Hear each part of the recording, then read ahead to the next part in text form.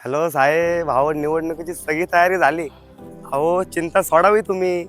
उद्या बघा प्रचाराला गर्दी केवढी होती. आणि साहेब लक्षात ठेवा, यावेळेस गुलाल आपलाच आहे. ओ रघुशेठ, अहो इकडे या. निवडणुकीच्या तारखा जवळ आल्यात, आपलं ध्यानात आहे ना?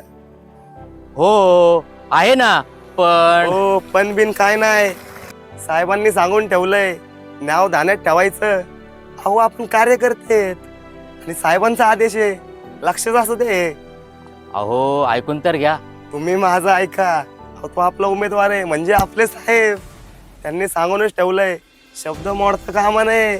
इथं जाऊ दे तुमच्या, ते कळतंय का? कुठले साहेब? 5 वर्ष कुठे गायब असतात हो हे साहेब?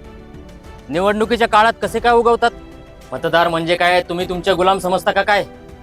मतदानापुरतीच यायचं, दारू मटण 500-1000 रुपयाच्या नोटा हातावर ठेवायच्या, निवडून आल्यावर गायब व्हायचं.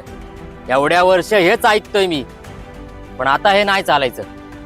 5 वर्षातून एकदा येणाऱ्या उमेदवाराला नव्हे, तर आपल्या प्रभागात कायम राहून लोकांच्या समस्या समजून घेणाऱ्या माणसालाच आम्ही साथ देणार.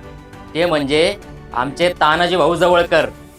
एका हाकेला धावून येणारा माणूस आहे तो. हो, प्रामाणिक उमेदवाराची निवड म्हणजे प्रभागाच्या विकासाची सुरुवात. विश्वास, विकास आणि वचनपूर्तीचं प्रतीक आपले तानाजी भाऊ दत्तात्रय जवळकर यांच्या पाठीशी खंबीरपणे उभे राहूया आणि घड्याळासमोरील बटन दाबून त्यांना प्रचंड बहुमताने विजयी करूया.